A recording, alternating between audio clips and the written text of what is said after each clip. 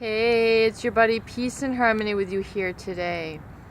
Checking in on some of the narcissistic personality traits, control mechanisms, as well as that with the psychopath. And one of the main issues I think we see in complaints is that there is a lack of a certain spontaneity in these relationships, where there's really such a lack of emotional availability that there is a lacking of spontaneity as well.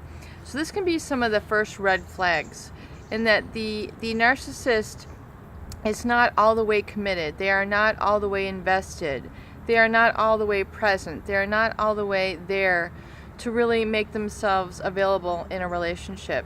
They have a lot of other schemas, a lot of other agendas going on. They're not able to give into maybe ideas that you have or want, or they might give in quite a bit to yours, but then find ways to subtract that so that they're no longer really acknowledging you. So if they do participate in a lot of these behaviors in the beginning, you will, you see an abrupt change.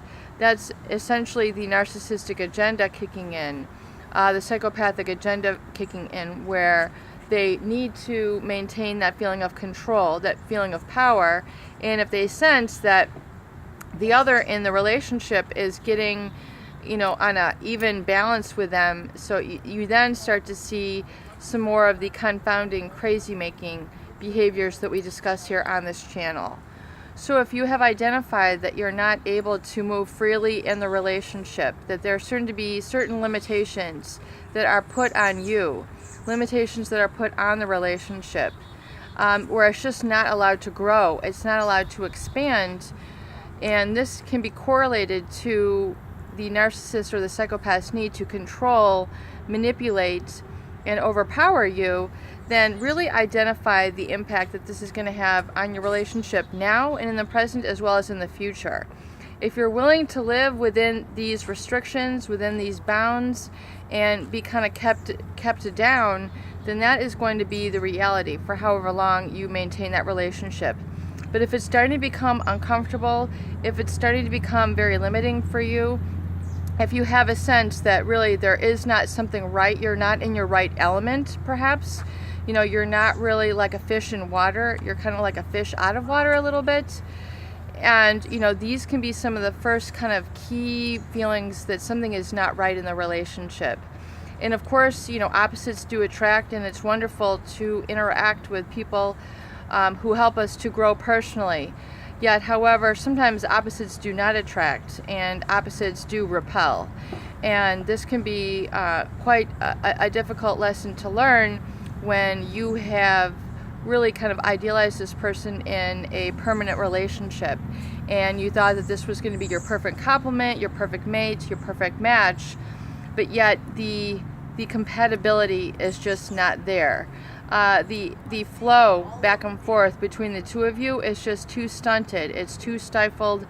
There's too many limitations. There's too many control levers at play. There's too many games.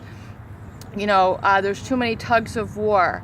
Yes, of course, we have relationship issues where we discuss things, we hammer things out, but then you use your diplomacy to work through it. It's okay to not agree on everything. I mean, you can have different color preferences, different political affiliations, all sorts of different things have different viewpoints. But, essentially, if you get along and have the chemistry in certain areas, then, you can generally then work through those. The good outweighs the bad.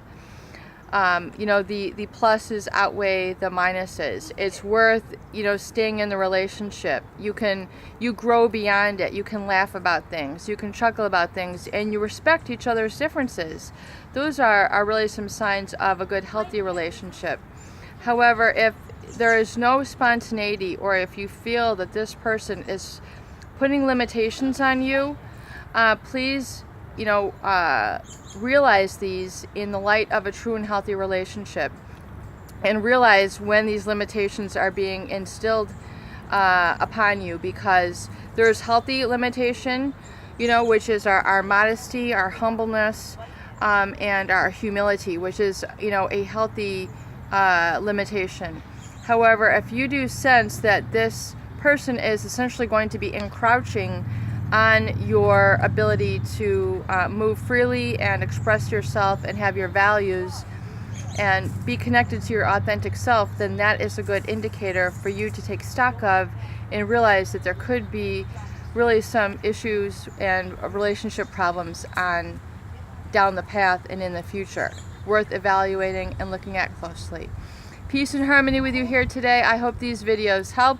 Please do share and please subscribe for more great tools, videos, discussions, and support.